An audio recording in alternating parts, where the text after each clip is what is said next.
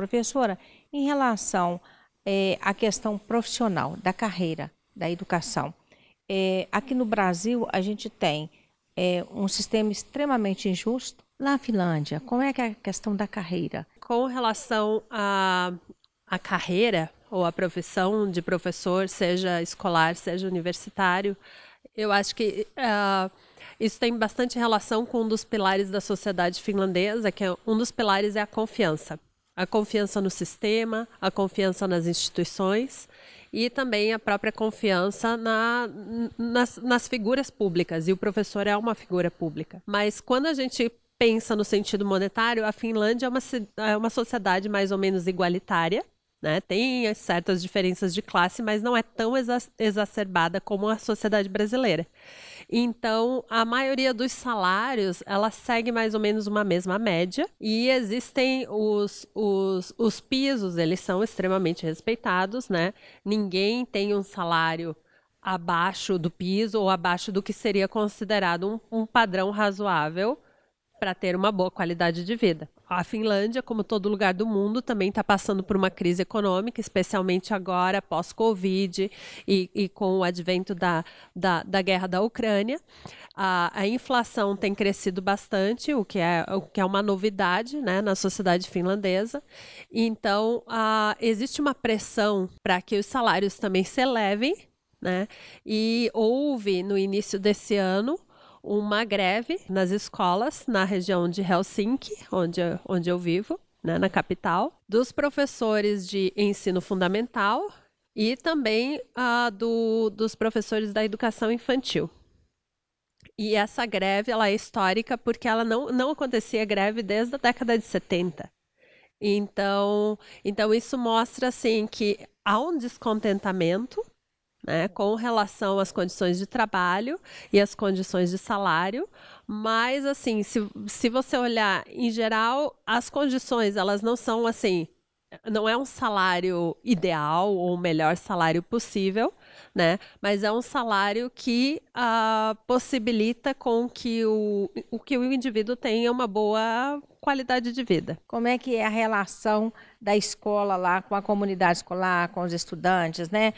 Se eles têm vez e voz, se eles têm um espaço para se manifestar também. O que eu vejo é que a atuação da família, ela é diferenciada na Finlândia, né? Os processos eles são muito mais sistematizados ou mais institucionalizados.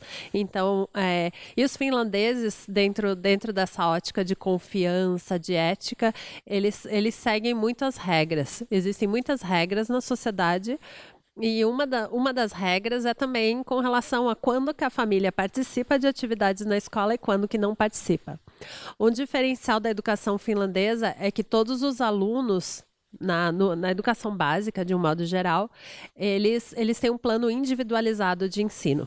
Então, o professor ele tenta conhecer a realidade e a necessidade de cada aluno e traça um plano para que aquele aluno cumpra aquilo que é planejado ao longo daquele ano letivo. Eu queria que você falasse um pouquinho para a gente sobre a jornada de trabalho de vocês e depois a gente volta para uma questão também formulada pelo professor Rudá, sociólogo, cientista político, sobre a educação, o que de Paulo Freire se ensina na educação finlandesa ou se ele está presente por lá. Na universidade também segue a convenção coletiva do sindicato, né? E a nossa jornada é de 1.800 horas, aproximado, assim, 1.840 ou 1.800 e alguma coisa, horas de trabalho anuais. E nós, na universidade, distribuímos essas horas da forma como a gente consegue, da forma como a gente necessita. E isso corresponde, na prática, em torno de 35 horas semanais de trabalho, mas existe uma flexibilidade. E outro grande pilar da educação finlandesa é a autonomia. Nós, como professores, somos autônomos para utilizar dessas horas da forma como a gente determina, né? Mas também, se a gente voltar para a educação básica e falar de um professor, o professor da educação básica também tem uma autonomia muito forte, mas sempre existe uma flexibilidade. E no caso da autonomia, também na autonomia de como ensinar, que metodologias ou pedagogias adotar.